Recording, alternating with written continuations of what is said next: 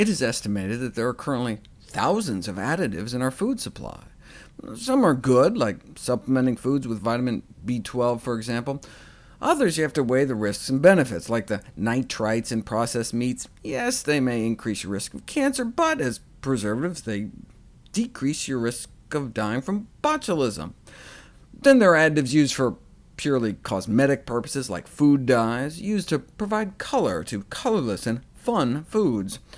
According to the FDA, without color additives, colas wouldn't be brown, margarine wouldn't be yellow, and mint ice cream wouldn't be green.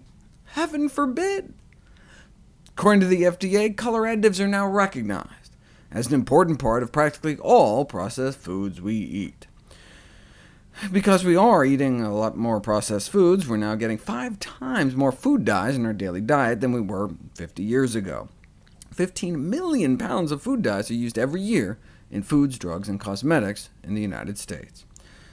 I always wondered why they called them like blue number 1 instead of their actual chemical names in the list of ingredients. Then, after reading this report from the Center for Science and the Public Interest, I realized why.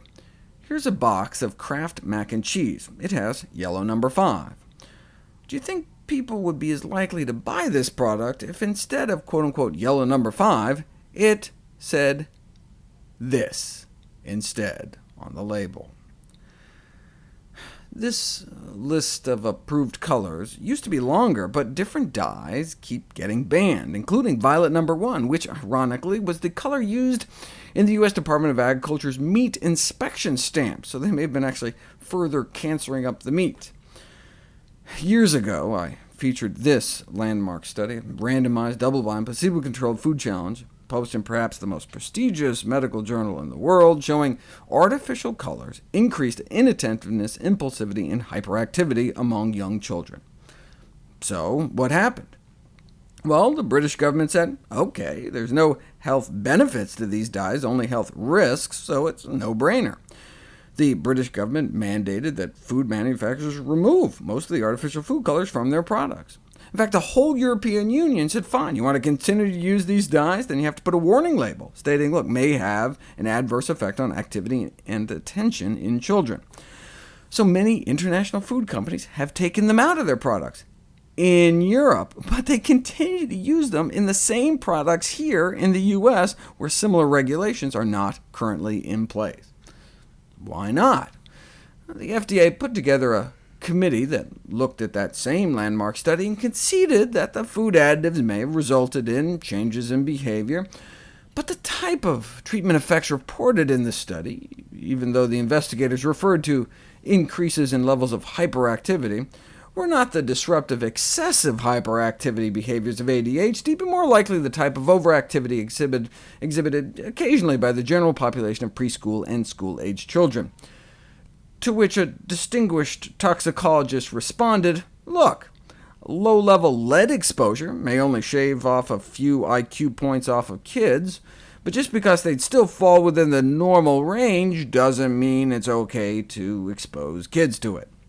In fact, now looking back, the lead in leaded gas may have been causing brain cancer and even urban violence. The aggravated assault rate in cities around the U.S. seemed to follow the lead levels in the air pretty closely. Anyways, CSPI continues to call on the FDA to ban food dyes and for food companies to voluntarily stop using them. Good luck with that.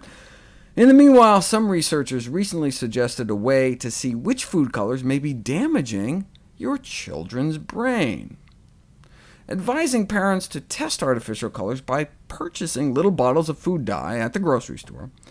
Then have your child do some homework or something, and then have them chug down an artificial color and see if it affects their handwriting, reading, math at 30 minutes, then at 90 minutes, then at 3 hours.